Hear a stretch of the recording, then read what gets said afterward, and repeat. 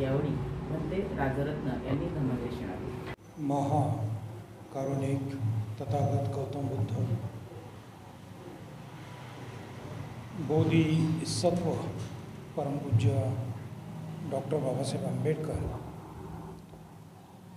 यांच्या विचारांना प्रतिमांना प्रणाम करून उपस्थित उपासक उपासिका वर्षावासानिमित्त जे या ठिकाणी प्रवचनाची मालिका चालू आहे, बहुजन हिताय संघ, बहुजन हिताय महिला संघ, त्याचप्रमाणे प्रबुद्ध प्रेरणा बुद्ध विहार यांच्या मार्फत या ठिकाणी अनेक वर्षापासून जे कार्यक्रम होतात, अनेक मान्यवर भंतेगण उपासक या विहारामध्ये येऊन त्यांचे प्रवचन वगैरे होतात. मी ते कार्यक्रम या चॅनलच्या माध्यमातून मी पाहत असतो आणि विहाराचं कामकाज, विहाराची जी काही परिसर आहे, विहारातील भाग आहे, खूप सुंदर असं आपल्या सर्वांनी ठेवलेलं आहे. आपल्या सर्वांचं योगदान असल्यामुळेच हे विहार एवढं सुंदर आहे आणि सातत्याने आपले सर्वांचे कार्यक्रम या ठिकाणी संपन्न होत आहे. बुद्धरूप ही चांगलं आहे. हे बुद्धरूप थायलंडमध्ये सगळ्यात प्रसिद्ध असं बुद्धरूप आहे. ही जी प्रतिकृती आहे, थायलंडच्या विहारामध्ये या प्रतिकृतीला खूप एक श्रद्धापूर्वक पाहिलं जातं. अशी ही बुद्धरूप आपल्या या विहारामध्ये आहे. आज ज्या विषयावर मी बोलणार आहे, थोडेसे वेगवेगळ्या पद्धतीचे जरी त्याच्यात स्वरूप असलं तरी त्याच्यामध्ये मुख्य प्रमुख भाग धम्माचाच असणार आहे. सुरुवात करत असताना भगवान बुद्ध आणि त्यांचा धम्म, बाबासाहेब आंबेडकर लिखित या ग्रंथामध्ये बाबासाहेब आंबेडकरांनी ज्या भूमिका घेतलेल्या आहेत त्याबद्दल मी सुरुवातीला आपल्यासमोर ठेवत आहे. बाबासाहेब आंबेडकर म्हणतात,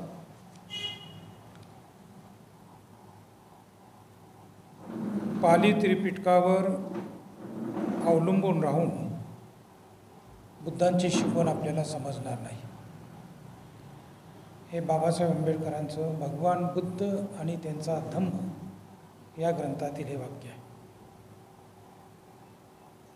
ते म्हणतात की भगवान बुद्धांची शिकवण जर आपल्याला समजून घ्यायची असेल तर ते पुढे जाऊन सांगतात की त्यांच्या जे काही त्यांची शिकवण आहे, त्यांचं मार्गदर्शन आहे, त्यांचे उपदेश आहेत, जे पाली त्रिपिटकामध्ये अंतर्भूत आहेत, विनयपिटक, सुत्तपिटक, अभिधम्मपिटकामध्ये, ते तर्काच्या कसोटीवर घासून घेतले पाहिजेत असं त्यांनी म्हटलं.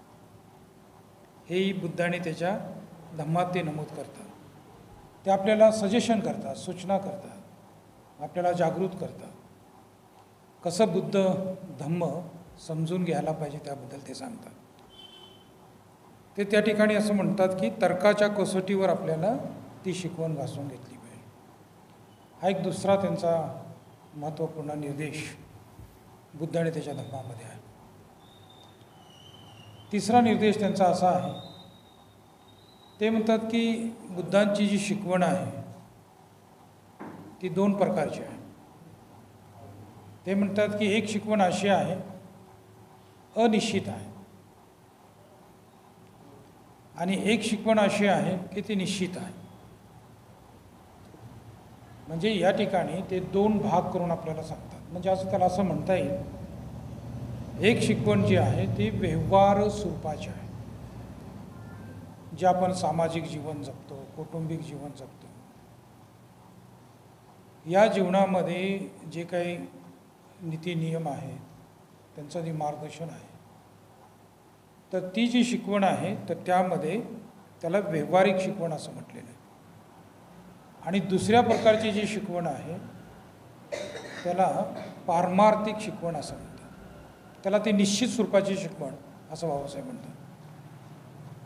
तर जी निश्चित स्वरूपाची जी शिकवण आहे त्याच्यामध्ये कुणीही बदल करू शकत नाही, कारण ते फायनल तत्व आहे, यथार्थ स्वरूप आहे, नितार्थ स्वरूप आहे, ते परमार्थ स्वरूप आहे, ते बोधात्मक ज्ञान आहे, ते भगवान बुद्धांची बोधी आहे. मग बाबासाहेब आंबेडकर म्हणतात की ह्या जो दोन भाग आहेत त्या दोन भागाकडे सुद्धा आपल्याला लक्ष द्यायला पाहिजे. काही ठिकाणी बुद्धाने त्याच्या धम्मात ते असा निर्देश करतात की वैज्ञानिक कसोटीसुद्धा त्यांनी बुद्ध शिकवणीला लावलेली आहे. ते जे काही लिखाण करतात त्याच्यामध्ये मग ते पुनर्जन्म असो, कर्मसिद्धांत असो किंवा बाकीच्या अनेक प्रकारच्या ज्या काही शिकवणी आहेत त्यामध्ये त्यांनी वैज्ञानिक कसोटीसुद्धा महत्त्वपूर्ण मानली. म्हणजे या ठिकाणी तार्किक कसोटी, त्या धम्माचे दोन भाग, व्यावहारिक स्वरूप, पारमार्थिक स्वरूप, निश्चित अनिश्चित ही शिकवण, त्याचप्रमाणे वैज्ञानिक कसोटी आणि सगळ्यात महत्त्वाची जो भाग आहे आणि तो भाग आहे अनुभवावर ते आधारित आहे. तर्क बुद्धी एका सीमेपर्यंत ते काम करतात, ते जास्त पुढे जाऊ शकत नाहीत. तर्काला पण सीमा आहे, बुद्धीला पण सीमा आहे, पण पुढचं जे महत्त्वपूर्ण पाऊल आहे ते अनुभवावर आधारित असलं पाहिजे. आणि भगवान बुद्धांना जी बोधी म्हणतो ती सर्व बोधी, बोधात्मक त्यांचं जे ज्ञान आहे ते अनुभवावर आधारित ज्ञान आहे. आता ते कुठल्या स्वरूपाचा अनुभवावर आधारित ज्ञान आहे तो भाग थोडासा उच्च दर्जाचा आहे. जे अनुभव आपले असतात व्यावहारिक ते वेगळे आहेत, आणि भगवान बुद्धांनी जे अनुभव, जे बोध घेतलेला आहे तो वेगळ्या स्वरूपाचा आहे. तो कशा स्वरूपाचा आहे त्याकडे आपण चर्चा करणार आहोत.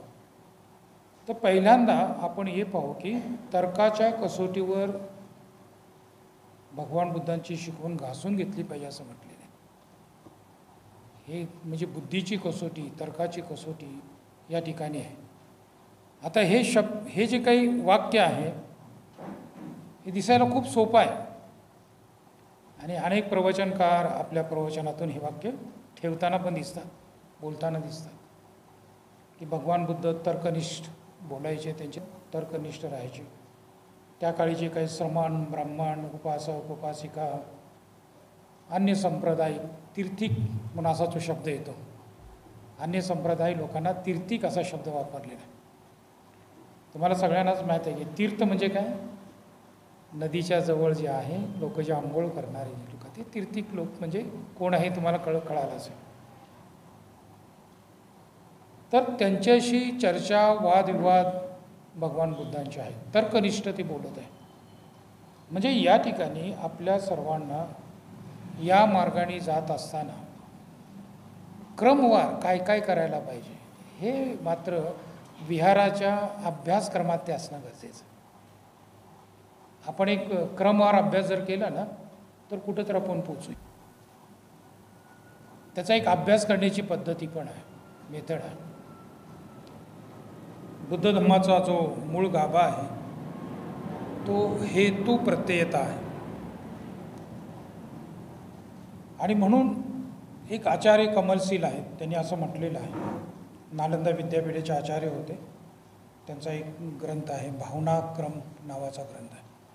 त्याच्यामध्ये 3 भाग त्या आचार्यांनी केलेले आहेत. प्रथम भावनाक्रम, द्वितीय भावनाक्रम आणि तृतीय भावनाक्रम. तर त्याच्यामध्ये ते असं म्हणतात, जी सर्वज्ञता जे बुद्ध अवस्था किंवा निर्वाण अरहत ही अवस्था जर आपल्याला प्राप्त करायची आहे तर बिना हेतू प्रत्ययाशिवाय ती प्राप्त होऊ शकत नाही. म्हणजे ही बोधी, हे बुद्धत्व, हे निर्वाण ते काही वरून आकाशातून आपल्यामध्ये येत नसतं.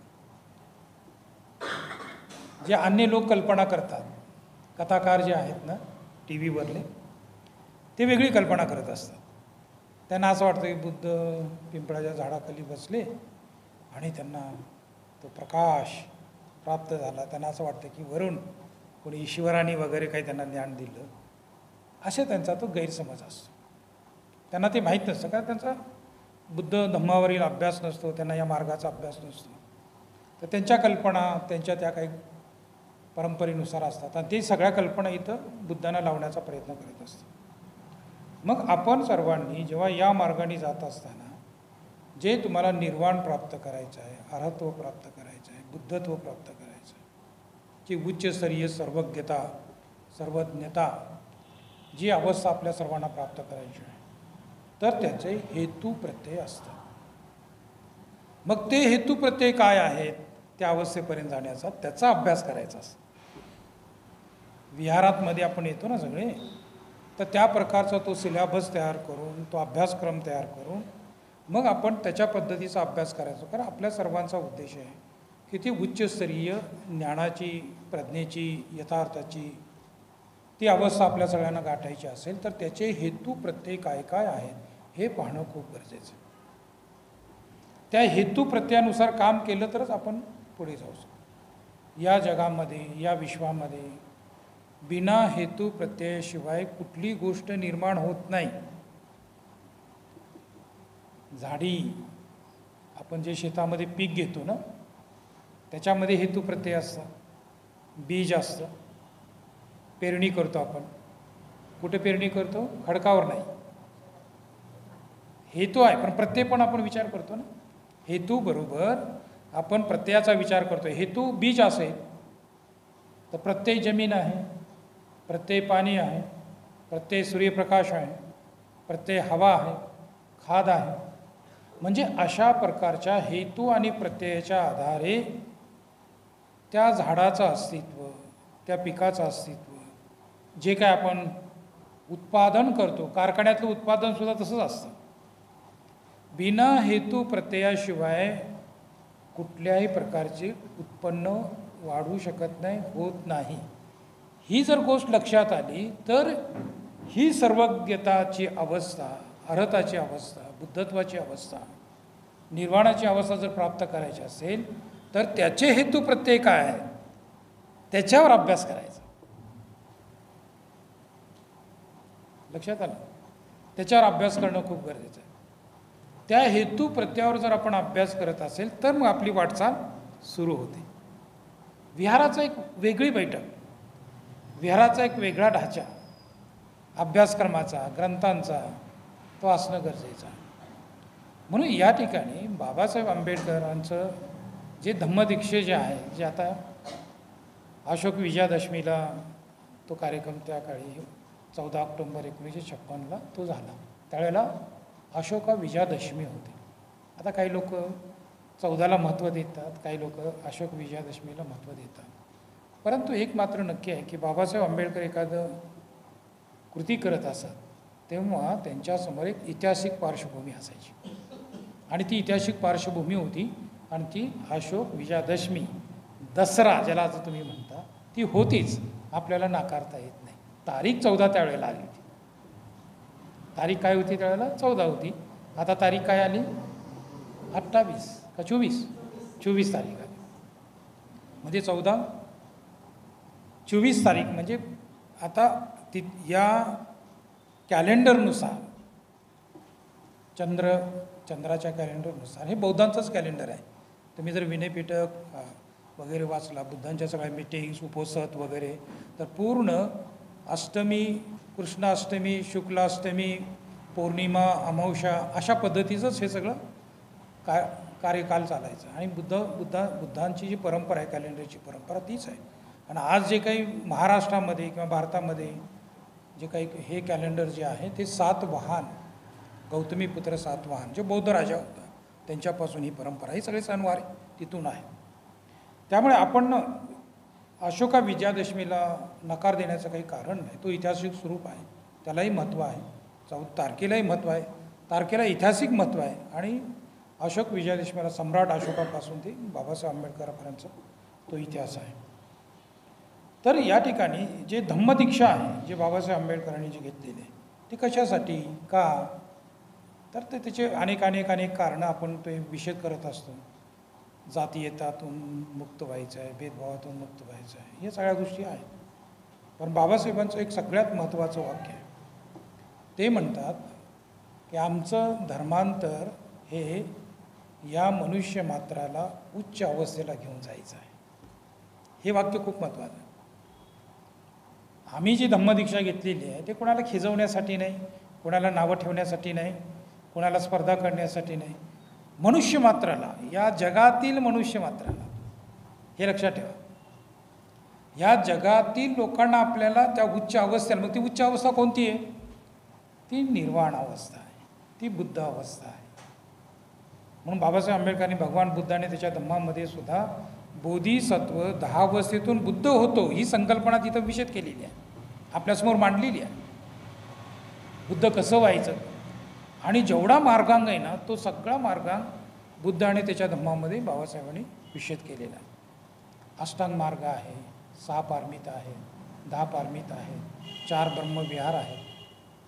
हा जो महत्त्वपूर्ण जो आहे पंचशील आहे, अष्टशील सुद्धा आहे. आणि ते तर असं म्हणतात की अष्टशील सणासारखे पालन करा, उत्सव साजरा करा. अष्टशिलाचा उपोषित आहे ना, ते पौर्णिमा आहे, अमावस्या आहे, 2 अष्टमी आहे. म्हणजे अष्टशील आपल्याला हे जे उपोषित आहे ते सणासारखं पालन करा असं म्हटलेलं आहे. उपोषित जर करत असेल तर त्याच्यातून एक सामाजिक रचना, ढाचा, एक एकत्रीकरणाचा तो भाग, आध्यात्मिक विकासाचा भाग, तो खूप त्याच्यामध्ये एक अंतर्भूत आहे, संकल्पाचा भाग आहे तो पूर्ण. तर तोही बाबासाहेब आंबेडकरांनी अष्टशील त्या ठिकाणी नमूद केलेला आहे. म्हणजे पंचशील, अष्टशील, दशशील, दशकर्मपद, बाबासाहेब आंबेडकरांनी जो महत्त्वपूर्ण जो गाभा आहे ना, तो त्याच्यामध्ये भगवान बुद्धाने त्याच्या धर्मामध्ये तो अंतर्भूत केलेला आहे. म्हणजे या ठिकाणी आपण विहाराच्या बैठकीमध्ये हेतू प्रत्ययाने आपल्याला काम करायचं, ही गोष्ट लक्षात ठेवायची. तर आपण जेव्हा आता बरेच इथं जे गायक होते गात असताना विपसनेचाही जिक्र या ठिकाणी केलेला आहे. ठीक आहे, विपसनासुद्धा या ठिकाणी, आता विपसना बरेच लोक करतात. गोयंका गुरुजीकडे जाऊन 10 दिवसाचे शिबिर वगैरे ते करत असतात. आनापानसती ध्यान तर करतात. आता आपण 10 मिनिटाचं ध्यान पण या ठिकाणी केलेलं आहे. तर या ठिकाणी हा ध्यान मार्ग तर आहेच. हा ध्यान मार्ग जो आहे तो बोधात्मक अवस्थेपर्यंत जाण्याचा तो मार्ग आहे. ध्यान मार्ग तर आहेच, हा खूप महत्त्वाचा मार्ग आहे. ध्यानाला कुणी नाकारू शकत नाही. आणि बाबासाहेब आंबेडकरांनी सुद्धा ध्यानाला नाकारलेलं नाही. त्यांनी सुद्धा भगवान बुद्धाने त्याच्या धर्मामध्ये कायामे कायानुपස්සना, वेदनामे वेदनानुपස්සना, चित्तमे चित्तानुपස්සना, धम्ममे धम्मानुपස්සना, हे 4ही विपसनेचा उल्लेख केलेला. एवढंच नाही, समाधी आणि सम्यक समाधीमधला फरकसुद्धा बाबासाहेब आंबेडकरांनी तिथे नमूद केलेला. म्हणजे हा मार्ग जो आहे एक ध्यानाचा मार्ग आहे. म्हणजे या ठिकाणी आपल्याला असं म्हणता येईल, हेतू प्रत्ययाचा विचार करत असताना जे काय आपल्याला प्राप्त करायचं आहे तर बिना हेतू प्रत्ययाचं प्राप्त होत नाही ना. मग हेतू प्रत्ययाचा विचार करत असताना ती बोधी, ती मनोअवस्था त्या उच्च अवस्थेपर्यंत घेऊन जायचं असेल तर त्याच्यातला एक महत्त्वपूर्ण मार्ग असा आहे, तो ध्यानाचा मार्ग आहे, समत आणि विपसनेचा मार्ग आहे. हे खूप महत्त्वाची साधना या ठिकाणी आहे. दिक्कनिकायमध्ये महासतीपट्टान सुत्त नावाचं सुत्त आहे. इथं तुम्ही कदाचित अभ्यास करत असाल किंवा प्रवचन वगैरे ऐकले असतील. दिग्गनिकायामध्ये महासतीपट्टान सुत्त आहे, त्याचा अभ्यास प्रत्येकाने करावा. गोयंका गुरुजीच्या ध्यान सेंटरमध्ये जाण्याच्या अगोदर महासतीपट्टान सुत्त वाचावं, म्हणजे त्या ठिकाणी टाईमपास होणार नाही आणि आपल्याला त्रासदायक कुठल्या गोष्टी होणार नाही. जर महासतीपट्टान सुत्त आपण वाचून गेलात आणि तिथं जर आपण साधना करायला लागलो तर अधिक आपल्याला त्या ठिकाणी ना गोयंका गुरुच्या आतमध्ये आपल्या डोक्यात येणार, ना कुठले बोधाचार्य येणार, ना कोणी भिक्खू त्या ठिकाणी येणार, ना कुठले आपले गुरु येणार. आपल्याला त्या ठिकाणी बुद्धी काम करत असते. म्हणून या ठिकाणी ध्यानाचा मार्ग, या हेतू प्रत्ययामध्ये ध्यानाचा एक मार्ग आहे, समत आणि विपसनेचा मार्ग आहे. परंतु याला एक क्रम आहे. या ध्यानाच्या मार्गापर्यंत पोचण्याचा पण एक क्रम आहे. ताबडतोब ध्यानाचा मार्ग नाही. पहिला मार्ग आहे भरपूर वाचणं आणि भरपूर ऐकणं.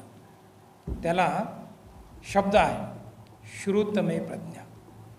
हा शब्द ऐकला असेल तुम्ही ना बऱ्याच प्रवचनात. श्रुतमय प्रज्ञा म्हणजे जे पाली त्रिपिटक आहे, दिग्ग निकाय, मध्यम निकाय, संयुक्त निकाय, अंगुत्र निकाय, खुद्दक निकाय, हे वाचणं आवश्यक आहे. कमी भगवान बुद्धांचे जे प्रवचन्स आहेत ना ते वाचायचे, त्याचे नोट्स काढायचे, त्याला समजून घ्यायचं बौद्धिक स्तरावर. श्रुतमय प्रज्ञा. आणि श्रुत सगळ्यात कठीण काम आहे. ऐकणं सगळ्यात कठीण काम आहे. असं का म्हणालो मी ऐकणं कठीण काम आहे? जेव्हा मी शब्दाचं उच्चारण करतो ना आणि जेव्हा ते शब्द तुमच्या कानापर्यंत येतात तेव्हा तिथं आपली बुद्धी त्या शब्दाच्या बरोबर, त्या शब्दाच्या परिवेशाबरोबर कल्पना करते.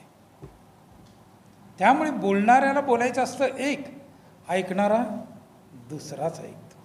आणि ती ऐकण्याची जी काही स्थिती असते ना ते त्याच्या बौद्धिक स्तरावर असते, त्याच्या अनुभविक स्तरावर असते, त्याच्या कल्पनेवरती अवलंबून असते.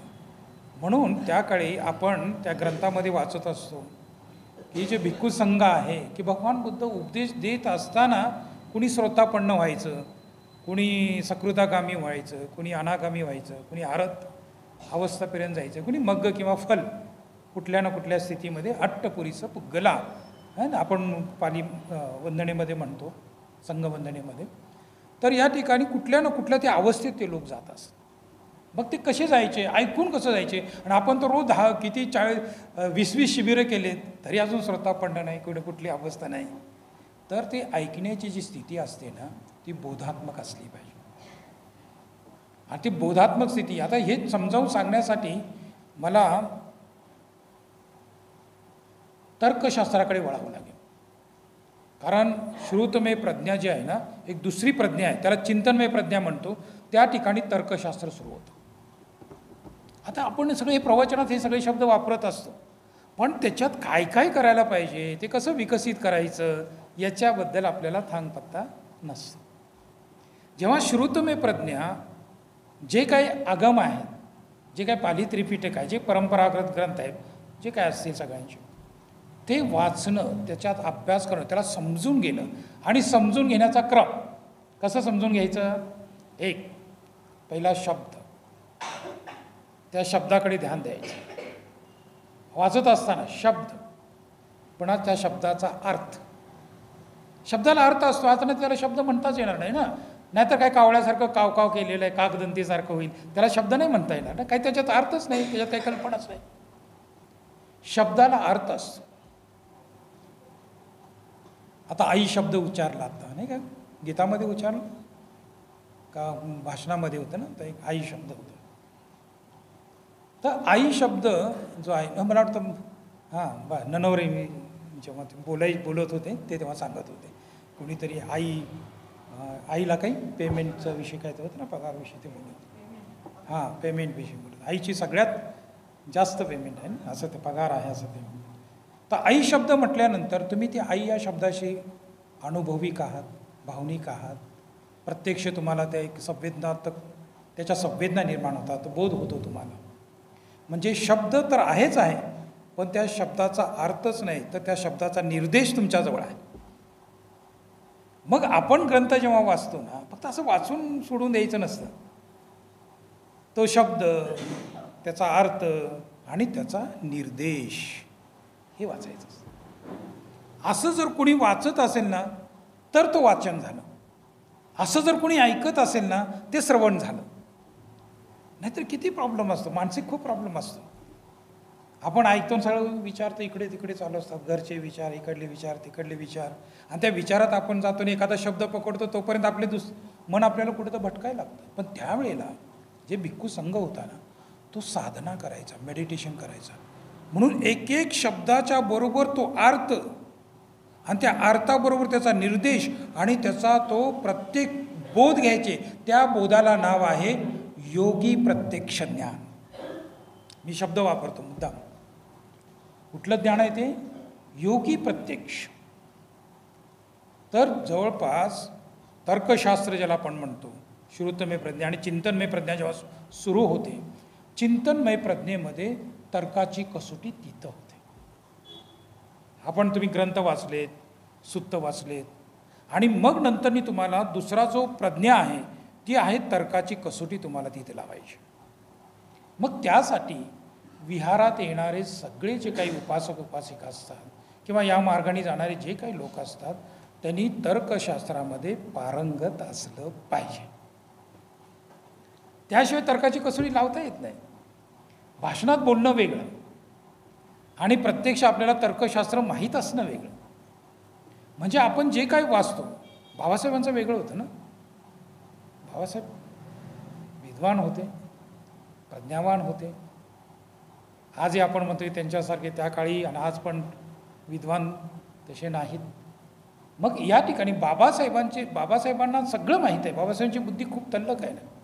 म्हणून पहिल्यांदा ज्यांना कुणाला बुद्धं शरणं गच्छामी करायचं आहे, या मार्गाने जायचं आहे, त्याचा बुद्धीचा विकास झाल्याशिवाय बुद्ध समजत नाही.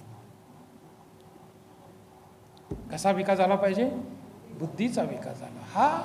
हा जो धम्म आहे ना, विद्वानाचा धर्म आहे. हा निर्बुद्ध लोकांचा धर्म नाही. भगवान बुद्धांना जेव्हा बोधी प्राप्त झाली ना, तेव्हा त्यांना हा पहिला प्रश्न पडला होता की मला जे गंभीर ज्ञान प्राप्त झालेलं आहे, सूक्ष्म ज्ञान प्राप्त झालेलं आहे, हे कुणाला समजेल? हे तुम्ही आपण वाचतो चरित्रामध्ये त्यांच्या. भगवान बुद्धांना तो विचार करू लागले. आणि मग ते म्हणतात कुणाला सांगायचं आहे, कुणाला समजेल? कारण प्रत्यक्ष जो बोध आलेला आहे, योगी प्रत्यक्ष जो बोध आहे, जो बुद्धत्वाचा जो बोध आहे, तो शब्दात मांडायचा आहे, तो शब्दात गुंफवायचा आहे, त्याला शब्दात रचना करायची आणि लोकांपर्यंत पोचवायचा आहे. कारण त्याला स्वार्थानुमान हे लॉजिकचा भाग असतो. स्वार्थानुमान जो आहे, परार्थानुमान आहे. परार्थानुमान जो आहे तो शब्दाशिवाय दुसरा गत्यंतर नाही. आता तुम्ही आणि मी आपण शाब्दिक बोलत आहोत ना, हे परार्थानुमान आहे. परार्थानुमानामध्ये शब्दच लागतात, दुसरं नाही. समजणं कठीण आहे, दुसरी भाषा नाही. या मनुष्याने भाषेचा विकास केलेला आहे ना, म्हणून त्या भाषेच्या द्वारे आपण कम्युनिकेशन करतो. मग भगवान बुद्धांना ते कुठल्या ग्रंथातलं ज्ञान प्राप्त झालेलं नव्हतं. त्यांचा तो प्रत्यक्ष बोध होता आणि त्या बोधात्मक ज्ञानाला शब्दामध्ये दुसऱ्यापर्यंत पोचायचं आहे. आणि मग तसा तो विद्वान लागतो.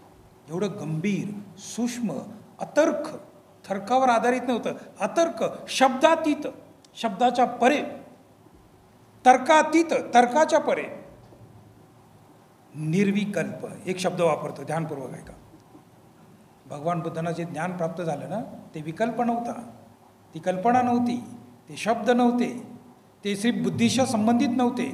निर्विकल्प ज्ञान, बुद्धीच्या परेचं ज्ञान झालं त्यांना. म्हणून ते बुद्ध झाले ना. बुद्ध शब्द त्यासाठी आहे. मग एवढं गंभीर ज्ञान सांगायचं कोणाला, कोण समजेल? आणि मग ते शोध घेतात. मग जेव्हा ते ग्रह त्याग करत असताना कुणाकडे गेले होते? अलार कलामाकडे गेले होते. मग ते म्हणतात अलार कलाम हा विद्वान होता, बुद्धिवान आहे, आणि मला जे ज्ञान झालेलं आहे मी जर त्याला सांगितलं तर त्याला समजेल. पहिला आठवण कुणाची करतात? अलार कलामाची करतात. परंतु असं म्हणतात की अलार कलाम ज्या दिवशी भगवान बुद्धांना बुद्धत्व प्राप्त झालं त्याच्या 1 आठवड्यापूर्वी त्याचं निधन झालं होतं. मग दुसऱ्याची आठवण करतात. कोण तो? राम उदक बुद्ध. तो त्याच रात्री, ज्या दिवशी बुद्धत्व प्राप्त झालं त्याच रात्री त्याचं निधन झालेलं. आणि मग तिसरी आठवण काढतात, हे पंचवर्गीय भिक्खूची आठवण करतात.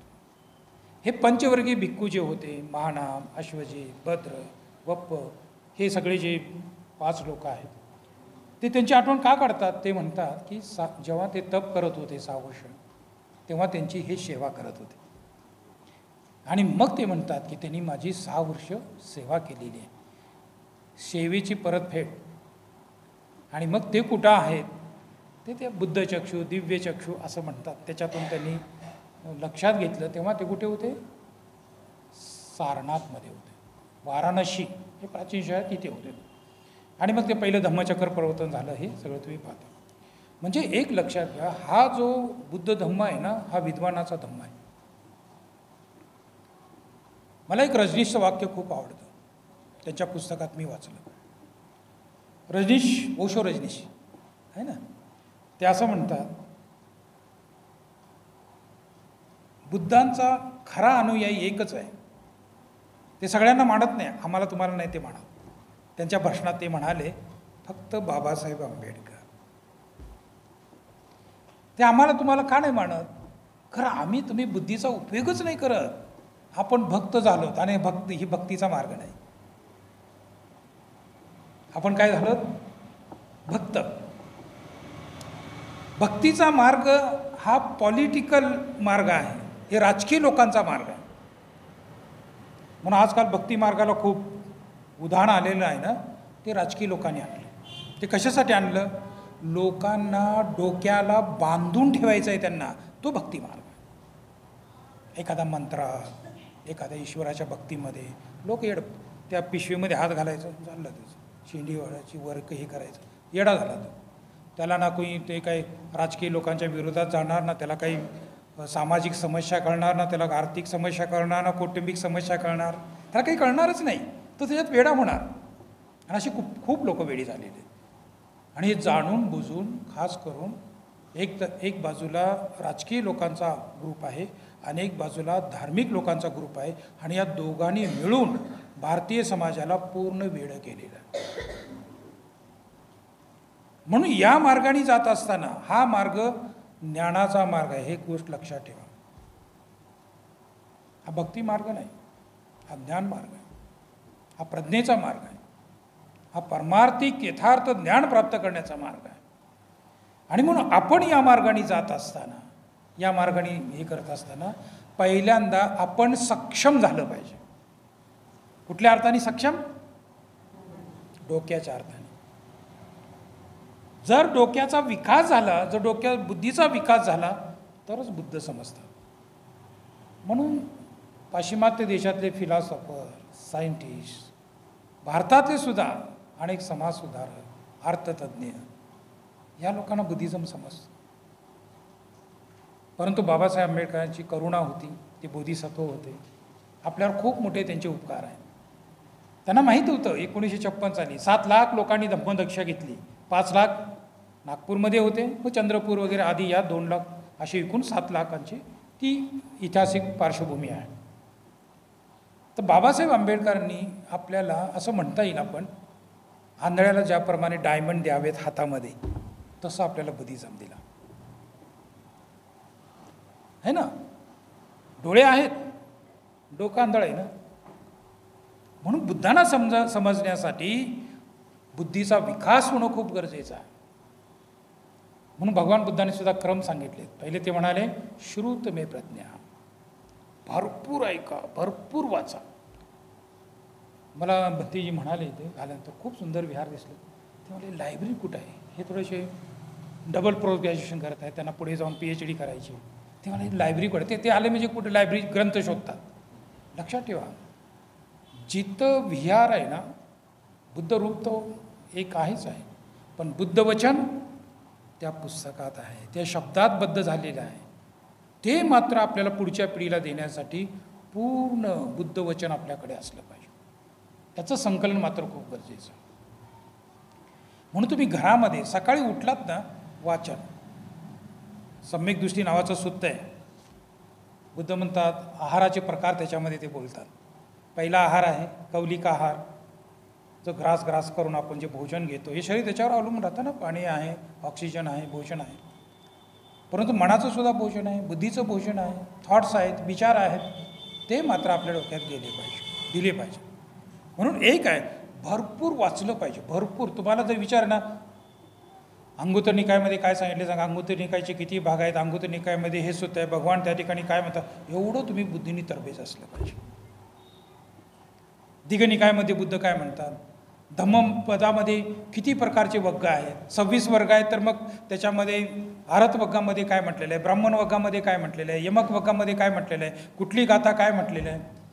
आता उदाहरण तुम्हाला सांगतो. एक गाथा असं म्हटलेलं आहे की माता पिता हंतवा, पणिक वग्ग म्हणून धम्मपदामध्ये, माता पिता हंतवा, माता पित्याची हत्या करा. कोण म्हणलं?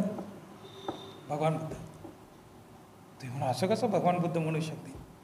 पण धम्मपदामध्ये आहे, पणिक वग्ग सूत्रामध्ये. पणिक वग्गामध्ये म्हटले माता पितू हंतवा, माता पितांची हत्या करा. आणि महामंगल सूत्रामध्ये म्हटलेलं आहे माता पितू उपठानं, माता पितांची सेवा करा. आता किती विरोधाभास वाटतो ना आपल्याला. पण तिथं कुठल्या उद्देशाने म्हटलं? तिथं बुद्धीचं काम आहे का नाही? नाहीतर काय होईल, एखादा वाचणारा मूर्ख वाचेल आणि की माता पिताची हंतवा म्हटलेलं आहे आणि आधीच कंटाळलेत आपण माता पिताला, ते माता पिता खूपच डेंजरस, कधी जातील असं झालेलं आहे, मग सोडतील का माता पित्यांना? तर त्याचा अर्थ तो नाही. मग त्याला काय करायला पाहिजे? त्याला चिकित्सा करावी लागते. त्याला म्हणतात चिंतनमय प्रज्ञा. बुद्ध कुठल्या उद्देशाने बोलतात? जर तुम्हाला निर्देशच लक्षात येत नसेल तर बुद्धवचन काय समजणार? शब्द थोडी, अर्थ थोडा, निर्देश समजला पाहिजे. निर्देश खूप महत्त्वाचा आहे. निर्देश समजला तरच बुद्धवचन समजू शकतं. म्हणून एक आहे, भरपूर वाचा. या ठिकाणी हे विहार खूप सुंदर आहे, तुम्ही सगळे चांगले आहेत. कारण मी अनेक वर्षांनी तुमचं मी सगळ्यांचं ऑब्झर्वेशन करतो आहे. मी जरी इकडे जास्त येत नसलो तरी मी पाहत असतो तुम्हाला सगळ्यांना, तुमचे कार्यक्रम पाहत असतो, नवनरी काय बोलत असतात, बाकीचे काय बोलतात, हे सगळे काय चाललं आहे या ठिकाणी, हे सगळं मी सगळं ऑब्झर्वेशन असतं माझं. इथले प्रवचन, इथे येणारी भंतीजी किंवा उपासक, चांगलं काम आहे. पण एक मात्र आहे की आपल्याला चांगल्या पद्धतीने की जे मूळ ग्रंथ आहेत ना, मूळ बुद्धवचन आहे ना, तो अभ्यास करणं खूप गरजेचं आहे. पाली त्रिपीठम म्हणून ते पहिल्यांदा श्रुतमय प्रज्ञेचा विकास आपल्याला करायचा. श्रुतमय प्रज्ञा म्हणजे त्या काळची भाषा आहे. त्या काळी काही पुस्तकाचा शोध नव्हता ना, पुस्तकं नव्हती, गुरुपरंपरेनुसार बुद्धवचन आलेलं होतं. म्हणून त्या ठिकाणी ऐकायचं, श्रवण करायचं. आपण पाली ग्रंथाची सुरुवातच आहे, एवं मे सुतम एक समयं भगवा सावस्ती विहरती. हे विहरती शब्द आहे ना, या विहरती शब्दावरून विहार शब्द तयार झाला. आज विहार जो म्हणतो आपण, त्या विहरती शब्दापासून तयार झाला. विहरणं म्हणजे राहणे, फिरणे. भगवान बुद्ध या गावातून त्या गावात जायचे ना. तर या जे मूळ बुद्ध वचन जे आहे ना, ते वाचणं खूप आहे. शब्द, अर्थ आणि त्याचा निर्देश. म्हणून तर आपल्यात हे सगळे प्रॉब्लेम्स आहेत. काय प्रॉब्लेम्स आहेत? देव शब्द आला, पुनर्जन्म शब्द आला, म्हणजे पुनर्जन्म आपल्यात नाही. हे कोणी डिक्लेअर केलं, कोणी सांगितलं? बाबासाहेब आंबेडकरचा निर्देश. बाबासाहेब आंबेडकर काय म्हणतात बुद्ध आणि त्याच्या धम्मामध्ये? शब्द साम्याचे घोटाळे करू नका. काय म्हटलं? खूप डीप ग्रंथ आहे बरं का तो. एक वाक्य म्हणजे खूप मोठं त्याच्यात तत्वज्ञान दडलेलं आहे. ते असं म्हणतात, शब्द साम्याचे घोटाळे करू नका. शब्द सारखे असतात पण त्याचे घोटाळे करून चालणार नाही. एखाद्या स्त्रीचं नाव आहे समजा की झेंडूबाई, आणि दुसऱ्याचे स्त्रीचं नाव आहे झेंडूबाई, आणि जर त्या मुलाला म्हटले तुझ्या आईचं नाव झेंडूबाई आणि तो पोरगा तिथं गेला, त्या बाईला विचार तुमचं काय नाव? झेंडूबाई. तुमचं नाव काय? झेंडूबाई. मग तो काय विचार करेल? हे दोन्ही माझ्या कोण आहेत? म्हणून शब्द साम्याचे घोटाळे करायचे नसतात. पुनर्जन्म आहेत. ब्राह्मणी कल्चरमध्ये पुनर्जन्म शब्द आलेला आहे, बौद्ध कल्चरमध्ये पुनर्भव शब्द आलेला आहे. पण पुनर्जन्माची जी संकल्पना आहे, जी तात्विक संकल्पना, मी शब्द वापरला तात्विक, सूक्ष्म पद्धतीने त्याचा अभ्यास करायला पाहिजे. म्हणून या ठिकाणी असे खूप घोटाळे आहेत जे बौद्धांना लक्षातच येत नाहीत. बौद्धांनी फळाफळ उडवून टाकलेले आहेत त्याला. देव शब्द आला, काय होतं आपल्या डोक्यामध्ये? काय व्याख्या येतात? आपण कुठून आलो त्याच व्याख्या येतात का नाही? देव शब्द आला, झालं आपलं सुरू झालं. बहुतु सब्ब मंगलं रखंतु सब्ब देवता. आणि सब्ब देवता मग हे देवता समजू शकत नाही आपण. म्हणून एक पहिल्यांदा शब्द, अर्थ, निर्देश याचा अभ्यास खूप चांगल्या पद्धतीने आपल्याला करायचा आहे. श्रुतमेव प्रज्ञा खूप चांगली पाहिजे. तर हे शब्द साम्याचे घोटाळे करू नका असं कोण म्हणाले? बाबासाहेब आंबेडकर. बाबासाहेब आंबेडकरांनी किती निर्देश केलेला आपल्याला आपण लक्षातच घेत नाही. आपल्याला तो गाईड आहे बुद्धिझममध्ये प्रवेश करण्याचा, तो द्वार आहे बुद्ध आणि त्याचा धम्म. बाबासाहेबांनी लिहिण्याचा पाठिंब्याचा तोच उद्देश होता, तुम्ही घोटाळ्यात पडू नये यासाठी तर तो ग्रंथ लिहिलेला आहे. त्या ग्रंथाचा मूळ उद्देशच तो आहे. बौद्ध साहित्य खूप अफाट आहे ना, आपण एवढं सगळं वाचू शकणार नाही. आणि म्हणून बाबासाहेबांनी पूर्ण त्याचं संकलन आपल्यासमोर ठेवलेलं आहे, आपल्याला सूचना केलेल्या आहेत. आणि म्हणून एक आहे शब्द साम्याचे घोटाळे करायचे नसतात. म्हणून तर्काच्या कसोटीवर घासून घ्यायला सांगितलेलं आहे. आता तर्काची कसोटी म्हणत असताना बुद्ध जे तर्कशास्त्र आहे, जे भारतीय परंपरेमध्ये जे बौद्ध तर्कशास्त्राचे ज्यांनी संकलन केलं बुद्धांच्या परंपरेचं, ते जर कोणी असतील तर ते दिग्नाग आहे. दिग्नागचं तर्कशास्त्र वाचा.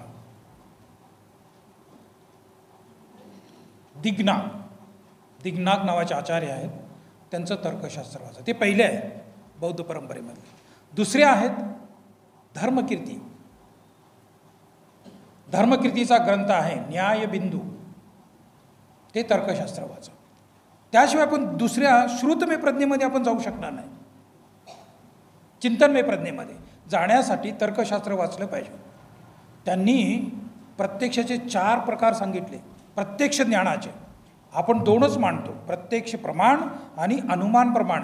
ह्या दोन्ही गोष्टी बाबासाहेब आंबेडकरांनी भगवान बुद्ध आणि त्याच्या धम्मामध्ये मांडलेल्या आहेत. याच्यावर कुणीही भाष्य करताना मला कुणी दिसलं नाही. प्रत्यक्ष प्रमाण अनुमानाचं बाबासाहेबांनी जे काही लिखाण केलेलं आहे त्याच्यावर कुणीही भाष्य करताना मला दिसलं नाही. त्यांना माहीतच नाही काय ते प्रत्यक्ष प्रमाण काय, अनुमान प्रमाण काय. आणि विज्ञानसुद्धा प्रत्यक्ष प्रमाण आणि अनुमान प्रमाणच मानतं. म्हणून तर हा धम्म असा आहे विज्ञानाबरोबर जाणार आहे. असं म्हणता येईल की विज्ञान या धम्माबरोबर जाणार आहे, असा तो धम्म आहे. म्हणून दुसरी जी प्रज्ञा आहे चिंतनमय प्रज्ञा, ती प्रज्ञा प्राप्त करण्यासाठी आपल्याला लॉजिक असणं खूप आवश्यक आहे. पहिलं लॉजिक त्याच्यामध्ये सांगितलं आहे. आपल्याला जे ज्ञान होतं, ज्ञानाचा आधार काय, ज्ञान होतं म्हणजे नेमकं काय, ज्ञान कशाला म्हणायचं, यथार्थ ज्ञान काय, सम्यक ज्ञान, मिथ्या ज्ञान काय, व्यवहारिक आणि परमार्थिक ज्ञान काय, हे सगळं ज्ञानाची सूक्ष्मता याच्यात मांडलेली आहे. आणि आपल्याला काय प्राप्त करायचं आहे? सर्वज्ञता, ज्ञान प्राप्त करायचं आहे, प्रज्ञा प्राप्त करायची आहे. आणि त्याचा बेसमेंटच माहीत नाही तर आपण सरकणार पुढे कसं, जाणार कसं पुढे आपण? म्हणून या ठिकाणी आपल्याला दुसऱ्या या चिंतनमय प्रज्ञेमध्ये आपल्याला तर्कशास्त्र माहीत असलं. बाबासाहेबांना माहीत होतं, बाबासाहेबांनी निर्देश केला. बाबासाहेबांनी त्या बुद्ध आणि त्याच्या धम्मामध्ये निर्देश केलेला आहे. एक एक वाक्य म्हणजे खूप मोठमोठे ग्रंथ आहेत त्याच्यामध्ये.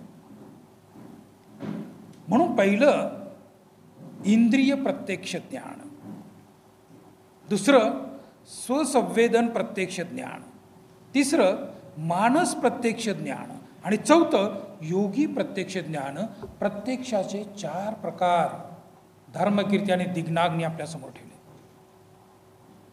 आणि पुढे अनुमान प्रमाणामध्ये स्वार्थानुमान आणि परार्थानुमान असे 2 भाग त्याच्यामध्ये ठेवले. अजून त्याच्यात सूक्ष्म अधिक सूक्ष्म खूप आहे. त्याला मिथ्या ज्ञान कशाला म्हणायचं, सम्यक ज्ञान कशाला म्हणायचं आणि परमार्थिक ज्ञान कशाला म्हणायचे, प्रज्ञा ज्याला म्हणतो ना ती. या ठिकाणी बुद्धीचा वापर 2 प्रज्ञेपर्यंत आहे. एक आहे श्रुतमय प्रज्ञा, एक आहे चिंतनमय प्रज्ञा, जे लॉजिक तर्क वगैरे आपण विचार करतो. या दोन्हीपर्यंत बुद्धीचा वापर आहे. परंतु भावनामय प्रज्ञेमध्ये बुद्धीच्या परे जायचं आहे. म्हणून भगवान बुद्धांना जे ज्ञान झालं, बुद्धांचा बुद्धीचा एवढा अफाट विकास होता. त्यावेळचे सगळ्यात एज्युकेटेड भगवान बुद्ध होते. हा धर्म अज्ञानांचा नाही ना, खूप त्यांना सगळं माहीत होतं. तर त्यांच्या बुद्धीचा एवढा भरपूर विकास झालेला होता, पूर्ण विकास झालेला होता. आणि म्हणून पुढे जाऊन त्यांनी ती भावनामय प्रज्ञा जी आहे ना, त्या भावनामय प्रज्ञा कशाला म्हणतात? शमत आणि विपसना. विपसनेला भावनामय प्रज्ञा म्हणतात. मग लक्षात ठेवा, जे लोक विपसना साधना करतात त्यांना 2 अटी पहिल्यांदा पूर्ण करायला पाहिजे. गोयंका गुरुजीचं एक रिसर्च सेंटर आहे, त्यांनी मला बोलवलं होतं. तेव्हा मी सांगितलं की तुमच्यामध्ये हे प्रॉब्लेम्स आहेत. त्यांच्या रिसर्च सेंटरला मी सांगितलं, त्यावेळेला ते गांगला होते, इथले पुण्याचे होते तेव्हा. तर त्यांनी ते मान्य केलं की फक्त 10 दिवसात जे शिबिराला जाणारे जे लोक आहेत पटकन त्याच्यातून होत नाही. किती लोकांना प्रॉब्लेम्स आहेत, नाही जाऊ शकत नाही. श्रुतमय प्रज्ञा, चिंतनमय प्रज्ञा या 2 प्रज्ञाचा विकास केल्यानंतर मग भावनामय प्रज्ञेकडे वळायचं असतं. आणि भावनामय प्रज्ञा जी आहे ते आपल्याला विकल्पाचं ज्ञान नाही देत, कल्पनेचं ज्ञान देत नाही, ते बुद्धीचं ज्ञान नाही. त्याला म्हटलेलं आहे निर्विकल्प. कुठलं ज्ञान? निर्विकल्प. तिथं विकल्पच नाही, तिथं विचारच नाही, तिथं प्रत्यक्ष बोध आहे. त्याला निर्विकल्प ज्ञान म्हणतात. आणि हे निर्विकल्प ज्ञान जे आहे ती बोधी आहे, ते बुद्धत्व आहे, तिथं निर्वाण आहे. म्हणून निर्वाण ही नकारात्मक अवस्था नाही आहे. निर्वाण ही खूप बोधात्मक अवस्था. म्हणून भगवान बुद्धांना जेव्हा ज्ञान प्राप्त काय म्हणाले? विद्या उत्पादी, पय्या उत्पादी, आलोको उत्पादी हे शब्द त्यांनी वापरले. त्यांना प्रकाश प्राप्त झाला, त्यांना विद्या प्राप्त झाली, त्यांना प्रज्ञा प्राप्त झाली. हे जे ज्ञान आहे बुद्धीचा वापर करून निर्विकल्प ज्ञान, म्हणजे या भगवान बुद्धांनी या पदार्थांचं, या मानसिकतेचं, या जीवांचं इतकं विश्लेषण केलं, इतकं सूक्ष्म विश्लेषण. आता त्या ठिकाणी बुद्धी कामच करत आहे, बुद्धीला विराम मिळाला, बुद्धीचं एंड. त्याला म्हणतात निर्विकल्प ज्ञान. त्यापर्यंत आपल्याला पोचायचं आहे. याच्या अगोदर तुम्ही हे शब्द ऐकलेले नाहीत, मला माहीत आहे, परंतु आपल्याला क्रमवार जायचं आहे, ही गोष्ट लक्षात ठेवायची. श्रुतमय ज्ञान, श्रुतमय प्रज्ञा, चिंतनमय प्रज्ञा, भावनामय प्रज्ञा. आणि ह्या तिन्हीपैकी खरी प्रज्ञा जर कुठली असेल तर ती भावनामय प्रज्ञा आहे, ज्याला निर्विकल्प ज्ञान असं म्हणतात. म्हणून हेतू प्रत्ययावर काम करायला पाहिजे. आणखीन एक सगळ्यात महत्त्वाचं तुम्हाला सांगतो, हे सर्व बाबासाहेब आंबेडकरांनी भगवान बुद्धाने त्याच्या धम्मामध्ये सगळं मांडून ठेवलेलं आहे. ते म्हणाले धम्म म्हणजे काय? धम्म, अधम्म आणि सद्धम्म 3 भाग केले ना. तर ते म्हणतात धम्म म्हणजे काय? तर ते म्हणतात धम्म म्हणजे प्रज्ञा आणि करुणा धम्म आहे. म्हणजे या ठिकाणी एक लक्षात, जे विपसना करणारे, मी त्यांना विपसना सेंटरमध्ये हा पॉईंट मांडला त्यांना. तुम्ही म्हणले तुमचं सोशल वर्क काय आहे, सामाजिक दृष्टिकोन काय? फक्त विपसनाच नाही तर तुमच्यामध्ये करुणा असल्याशिवाय प्रज्ञेचा विकास नाही होत. करुणाही महत्त्वाची आहे. आणि म्हणून तुम्ही 6 पारमिता, 10 पारमिता, अष्टांग मार्ग, सगळ्या मार्गात बघा त्याच्यात 2 मार्ग आहेत. एक व्यावहारिक आहे आणि एक परमार्थाकडे जाणारा. दान पारमिता, बाबासाहेब आंबेडकर तर असं म्हणतात, बुद्धाने त्याच्या धम्मामध्ये दान पारमितेच्या आधारे आर्थिक समता आणण्याचं त्याच्यात ते निर्देश करतात. पुढे बुद्धाने त्याच्या धम्मामध्ये बुद्ध की कार्ल मार्क्स, त्यांचं भाषण तर आहेच आहे, काठमांडूमध्ये. त्याच्या आधारात त्याची तुलना आपण पाहतोच. कार्ल मार्क्स आणि भगवान बुद्धाची तुलना केली आणि साधनामध्ये फरक केला. बुद्धाचं साधन आणि कार्ल मार्क्सच्या साधनामध्ये भिन्नता केली. ते साधन एक होऊ शकत नाही. म्हणून आपल्याला कुठलं साधन श्रेष्ठ आहे तर बुद्धांचं साधन श्रेष्ठ आहे. म्हणून बाबासाहेब आंबेडकर कार्ल मार्क्सच्या विरोधात होते असं म्हणत नाही आपण, परंतु कार्ल मार्क्सचं साधन हिंसेचं होतं आणि भगवान बुद्धांचं साधन अहिंसेचं होतं. आणि म्हणून तो मार्ग स्वीकार. म्हणजे बुद्धांच्या मार्गाने आपल्याला एक सामाजिक संदेश दिलेला आहे, बुद्धाच्या मार्गाने आपल्याला एक आध्यात्मिक संदेश दिलेला. त्यांच्या मुंबईच्या महार परिषदेमधलं एक त्यांचं चर्चा आहे, त्याच्यामध्ये म्हटलेलं आहे बाबासाहेब, आपण बुद्ध धम्म का स्वीकारणार आहोत? तर ते म्हणतात माझा असा आहे, मला फक्त आध्यात्मिक विकास करायचा आहे. हे त्यांचा शब्द आहे. पण तुमचं तसं नाही, तुम्हाला ऐहिक आणि आध्यात्मिक दोन्ही विकास करायचा आहे. आणि ऐहिक विकास करण्यासाठी मी तुम्हाला बौद्ध जगताशी संबंधित जोडत आहे. तिथून जाऊन धनसंपत्ती आणा, पैसा आणा आणि इथं विकास करा, असा एक त्यांचा मार्ग होता. आता त्याच्यानंतर काही टीम तयार झाले नाहीत. आता हळूहळू आत्ता म्हणजे 80च्या नंतर काही टीम तयार झाल्या. आणि विशेष विदर्भाचे लोक, नागपूर वगैरे या साईडचे, ते थोडेसे त्यांनी जास्त मग बाहेर देशाशी संपर्क सुरू केला आणि आज थोडंफार आपण जे ऐहिक विकासाकडे आपण वळलेलो. तर या ठिकाणी आपल्या सर्वांना जे हेतू प्रत्ययाच्या द्वारे जावं लागेल त्याच्यातला एक हेतू जसं विपसना आहे, श्रुतमय प्रज्ञा आहे, चिंतनमय प्रज्ञा आहे, भावनामय प्रज्ञा आहे, त्याचप्रमाणे आणखीन एक दुसरा भाग कधी आपण विसरता कामाने बुद्ध धर्माचं मूळ काय आहे. मूळ बुद्ध धर्माचं मूळ आहे. मूळ ते मूळ लक्षात आलं पाहिजे. बुद्ध धर्माचं मूळ जर काय असेल, करुणा आहे. आणि जर आपल्यात करुणा नसेल, आपल्यात मैत्री नसेल, प्राणीमात्राविषयी हितार्थ, तर विपसनेमध्ये डेव्हलपमेंट नाही होत. वाळवंटासारखी आहे ती. भगवान बुद्धांचा गृहत्याग कशामुळे झाला? रोहिणी नदीचा वाद, ते तर आहेच, ठीक आहे, पण एवढ्यावर ते सीमित नाही आहे. त्याच्यापुढे भरपूर आहे. त्याच्यापुढे जेव्हा भगवान बुद्ध राजगृहाला येऊन राहिले आणि 5 परिवारजक त्या ठिकाणी आले आणि त्यांनी सांगितलं की आता तो जो वाद मिटलेला आहे शाक्य आणि कुलियामध्ये, मग तुम्हाला परत जायला पाहिजे. हे बुद्ध आणि त्याच्या धम्मामध्ये आहे. बाबासाहेब लिखाण करतात. त्या भगवान बुद्ध म्हणतात, विचार करतात, तिथली समस्या मिटली असेल, मला जगाची समस्या मिटवायची, मला जगाचं दुःख मिटवायचं आहे आणि माझी समस्या ही व्यापक आहे. म्हणून एक लक्षात, भगवान बुद्धाचा जो गृहत्याग आहे ते करुणेमुळे झालेलं आहे. करुणा बुद्ध धर्माचं मूळ आहे. बहुजन हिताय बहुजन सुखाय, तुमचं हे वरचं काय ते बहुजन हिताय संघ ना, सगळ्यांचं कल्याण झालं पाहिजे, हा मानवी कल्याणाचा मार्ग आहे. आणि म्हणून दान पारमिता, शील पारमिता, शांती पारमिता, वीर्य पारमिता, ध्यान पारमिता आणि मग प्रज्ञा पारमिता, ह्या दोन्हीचा समन्वय. प्रज्ञा आणि करुणा हे 2 भाग आहेत त्याच्यातले. म्हणून एक भाग आपल्याला व्यावहारिक पक्ष आहे. कुठला व्यावहारिक पक्ष आहे? करुणेचा भाग, मैत्रीचा भाग, दानाचा भाग, शिलाचा भाग, हा सगळा सामाजिक आणि व्यावहारिक आहे. प्रज्ञा पारमार्थिक आहे, निर्विकल्प आहे, यथार्थ ज्ञानाची बाजू आहे. हे दोन्ही समन्वय इतका सुंदर जर कुठं असेल, फक्त बुद्धिझममध्ये आहे.